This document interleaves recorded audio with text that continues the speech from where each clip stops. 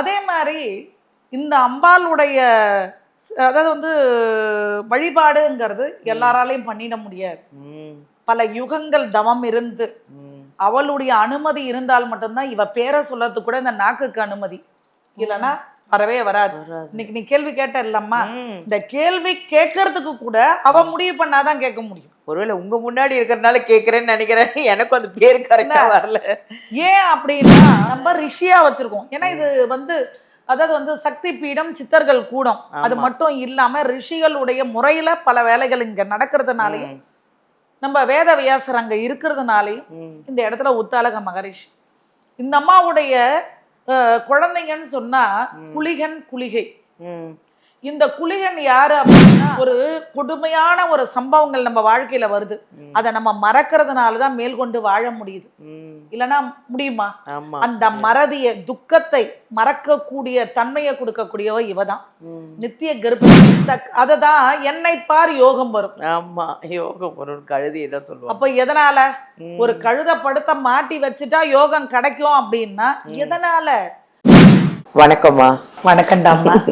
இப்போ நிறைய பேருக்கு வந்து பண தடை இருக்கு. அது எப்படி வேணாலும் இருக்கலாம். ஒரு பிஸ்னஸ்ல வந்து பணம் போட்டுட்டு வராம இருக்கலாம், யாருக்கா கடன் கொடுத்து வராம இருக்கலாம், இல்லை சில பேர் பண பிரச்சனையில மாட்டிட்டு இருக்கலாம், எங்கேயாவது கொடுத்த பணம் வராம இருக்கலாம். சரி, இந்த பண தடைகள் விலகிறதுக்கும் சேஷ்டா தேவி அம்மானை பற்றியும் நீங்கள் நிறைய சொல்லியிருக்கீங்க. இந்த பண தடை சேஷ்டா தேவி அம்மா இதை பற்றி கொஞ்சம் சொல்லுங்களேன். ஏன்னா நிறைய விஷயங்கள் மக்களுக்கு தெரிஞ்சுக்கணுங்கிறதுக்காக தான். சொல்லுங்கம்மா. அதாவது வந்து சேஷ்டா தேவி, தவ்வை, தும்மாவதி, இப்படி அவளுக்கு நிறைய புனைப்பெயர்கள் இருக்கு. இந்த அம்பாள் யாருன்னா லக்ஷ்மியினுடைய அக்கா, மூத்த தேவின்னு இந்த அம்பாளுக்கு பேர். திருப்பார்கடல் கடையும் போது முதல் தோன்றினது யாருன்னா இந்த அம்பாள் மட்டும்தான். இந்த அம்பாளுடைய தன்மை என்னன்னா தத்திரத்தை போக்கக்கூடியவர். ஒரு குடும்பத்துல தத்ரம் தாண்டவம் ஆடுதுன்னு வாங்க இல்லையா, இவ வழிபாடு இருந்தால் அந்த இடத்துல வரவே வராது. ரெண்டாவது ஜேஷ்டா தேவியினுடைய வழிபாடு அப்படிங்கிறது ஸ்ரீ வித்தைன்னு சொல்லக்கூடிய 10 அம்பாள்ல இவ ஒருத்திங்கிறதுனால அது ஜென்ரலா போயிடும், தனித்துவமா வரல. அதே மாதிரி இந்த அம்பாளுடைய அதாவது வந்து வழிபாடுங்கிறது எல்லாராலையும் பண்ணிட முடியாது. பல யுகங்கள் தவம் இருந்து அவளுடைய அனுமதி இருந்தால் மட்டும்தான் இவ பேரை சொல்றதுக்கு கூட இந்த நாக்குக்கு அனுமதி இல்லைன்னா வரவே வராது. இன்னைக்கு நீ கேள்வி கேட்ட இல்லம்மா, இந்த கேள்வி கேட்கறதுக்கு கூட அவ முடிவு பண்ணாதான் கேட்க முடியும். ஒருவேளை உங்க முன்னாடி இருக்கிறதுனால கேட்கறேன்னு நினைக்கிறேன். எனக்கு அந்த பேர் கரெக்டா வரல. ஏன் அப்படின்னா இந்த அம்பாளுடைய ஒரு இவ வந்து ஒரு குடும்ப சகிதமா இருக்கக்கூடிய ஒரு அம்பாள், வெற்றிக்கு திருமகள், தத்திரத்தை போக்கக்கூடியவர். ரெண்டாவது ஒரு மனிதன் ஒரு தொழில்ல ஒரு சக்சஸ் பண்ணிட்டம்பா தொழில்ல அப்படின்னா அந்த சக்சஸ் என்ற வார்த்தைக்கு சொந்தக்காரியே இவதான். அந்த காலத்துல மன்னர்கள் ஒரு போருக்கு போறாங்கன்னா இந்த அம்பால வழிபாடு பண்ணிட்டு தான் போவாங்க. காரணம் என்னன்னா அங்க வெற்றின்னு ஒண்ணு வேணும் இல்லையா, அதற்காக இவ வழிபாடு. வீரத்திற்கு வந்து காளி, வெற்றிக்கு ஜேஷ்டா தேவி. இந்த அம்பாளுடைய கணவர் உத்தாலக மகரிஷி.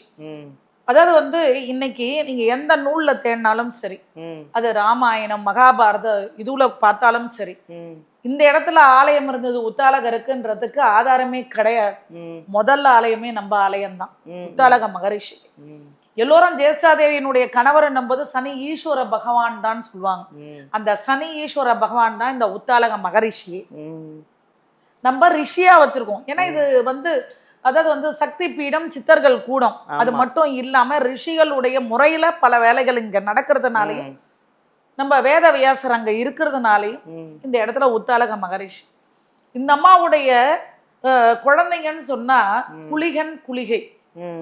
இந்த குளிகன் யாரு அப்படின்னா அஷ்ட நாகத்துல ஒண்ணு, ஜோதிடத்துல மாந்தின்னு பேரு.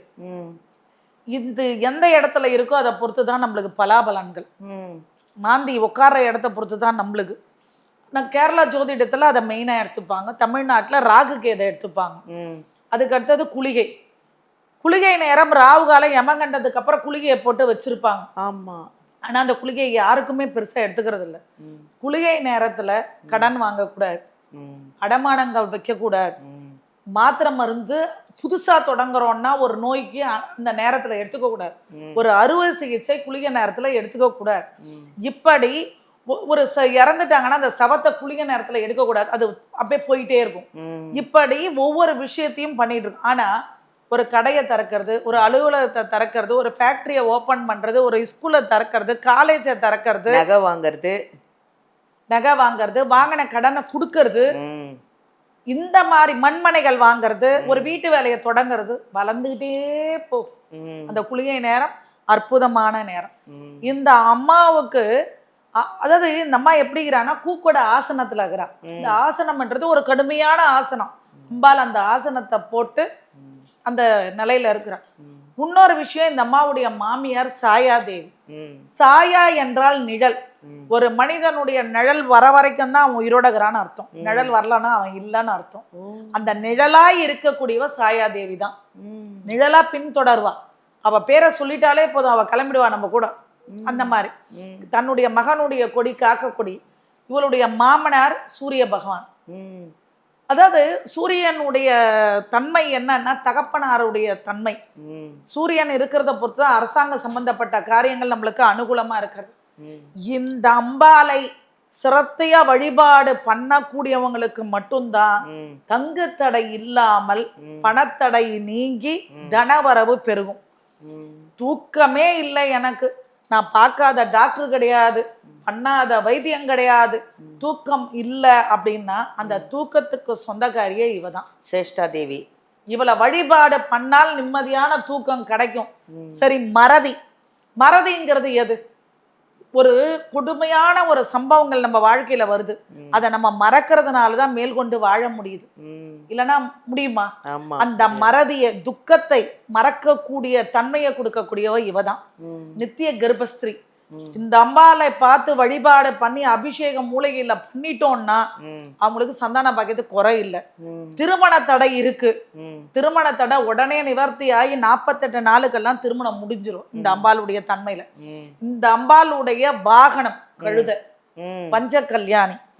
இந்த அததான் என்னை பார் யோகம் வரும். ஆமா, யோகம் வரும் கழுதி இதை சொல்லுவோம். அப்ப எதனால ஒரு கழுதை படுத்த மாட்டி வச்சுட்டா யோகம் கிடைக்கும் அப்படின்னா எதனால? அவளுடைய வாகனமா இருக்கிறதுனால. அவதான் செல்வத்துக்கு அதிபதி, அவதான் தடைய நீக்கக்கூடியவ, பணத்தடைய நீக்கக்கூடியவ, பண வரவ கொடுக்கக்கூடியவ. அப்பா, உண்மையிலே சேஷ்டா தேவினா யாருன்னு இன்னைக்கு எனக்கும் தெரியாது, இன்னைக்கு தெரிஞ்சுக்கிட்டேன். தமிழ்நாட்டிலேயேமா ஜேஷ்டா தேவி ஆலயம் சொல்லி நீங்க போடுறீங்க, இது பண்றீங்கன்னா நம்மளதுதான் 2வது இடத்துல. அதான் நான் எங்கேயுமே இல்லை, இங்கதான் பாத்திருக்கேன் நான். எல்லா சிவன் ஆலயத்திலும் இருக்குமா, வழிபாடு பண்றது இல்ல. நம்ம அவ்வளவு அழகா வழிபாடு பண்ணி பணத்தடைய நீக்கி அவ்வளோ ஒரு சரித்திரம். சேஷ்டா தேவியை பத்தி இவ்வளோ அரசியல்ல வெற்றி பெறணும்னா ஜேஷ்டா தேவி யாகம், ஜேஷ்டா தேவி வாகனத்துக்கு பூஜை, ஜேஷ்டா தேவிக்கு அபிஷேகம், அவளுக்கு அஷ்டோத்திர சதநாமாவளி புனஸ்காரங்கள் பண்ணால் அரசியல்ல யாரா இருந்தாலும் கண்டிப்பா ஜெயிக்க முடியும். அப்பா, பெரிய விஷயம். அதற்கு அவ்வளவு ஒரு விசேஷம் இருக்கு. ரொம்ப நன்றி, ரொம்ப தேங்க்ஸ் சொல்லணும். ஏன்னா சேஷ்டா தேவி அம்மனை பற்றி இது வரைக்கும் யாருக்குமே தெரியாத சில நிறைய ரகசியங்கள், நிறைய விஷயங்களை நீங்கள் அவ்வளோ அழகாக சொல்லியிருக்கீங்க. யாரும் சொல்ல மாட்டாங்க இதெல்லாம். அவ்வளோ அழகாக சொல்லியிருக்கீங்க. அவங்களோட வரலாறு வேறு சொல்லியிருக்கீங்க. இந்த பணம் தடை எப்படி அந்த தடை நீங்கிறதுக்கான சேஷ்டா தேவி அம்மனோட வழிபாடுகளையும் அவ்வளோ அழகாக சொல்லியிருக்கீங்க. ரொம்ப நன்றிம்மா, ரொம்ப நன்றி. தேங்க்யூ.